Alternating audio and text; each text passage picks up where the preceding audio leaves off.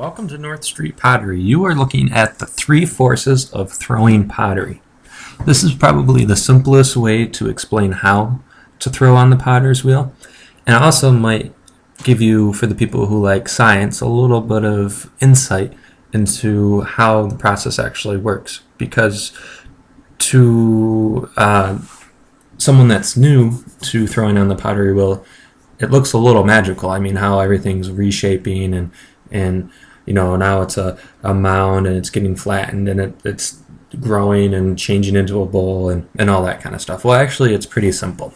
You have three forces, and the first one that I'm going to point out is the centripetal force, or the circular spinning force of the wheel, and that's represented in this image by the pink arrow. And I put like a little corkscrew kind of image to it to show you that that's what's spinning around in a circle.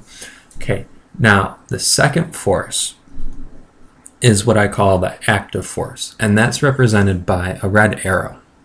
Now the active force is the direction that you push on the clay. So if you look in image one, you have, in each image you have your hands, one hand, the person's right hand, is on top of the mound of clay and their left hand is on the side. And that's true for image 1, 2, and 3.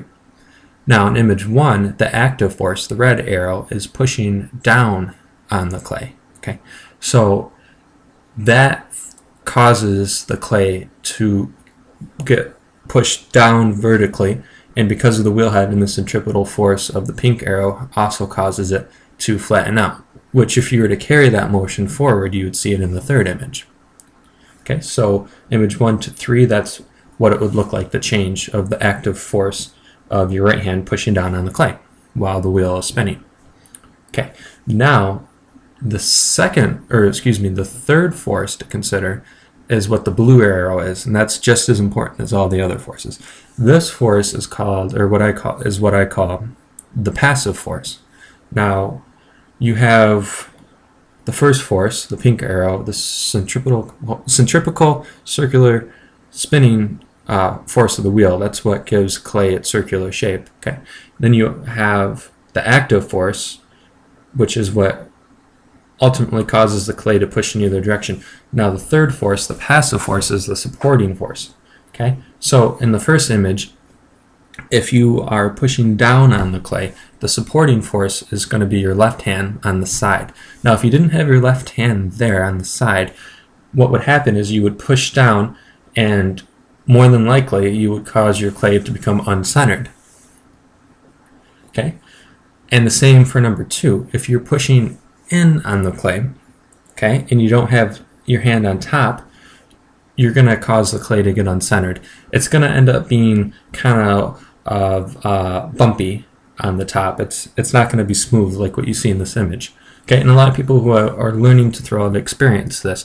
They've either seen their clay get kind of wobbly on the side when they're pushing down and they're not supporting enough on the side, or they see the top, you know, not being smooth and being all bumpy.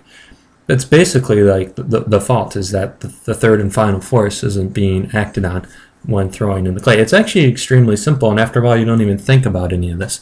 You just happens naturally. It's a balancing act. So basically the red arrow, the active force, is like 60% of the push that you put down on, and the blue arrow would be like 40%. Okay, so one is slightly more than the other.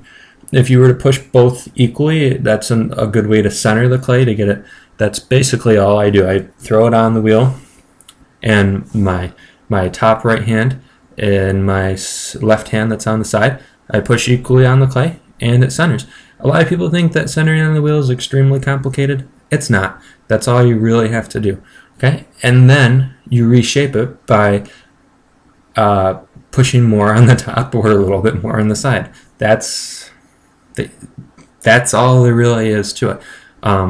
Decoding the mystery of how to center your clay on the pottery wheel comes down to these three forces, and once you get that, it's kind of like riding a bike. You can do it. You sometimes even, you know, knowing this, it can be a little discouraging because you have to kind of get used to feeling the balance between pushing down and supporting on the side, or pushing on the side and supporting on the top, and doing it in such a way so that it doesn't get out of balance. But once you understand this, you practice it, you'll be golden. You'll be able to do it. If you have any questions on this process, please comment below. And if you appreciate this information, like it, share it, send it along. If you live locally in the southern tier of New York, check out www.northstreetpottery.com.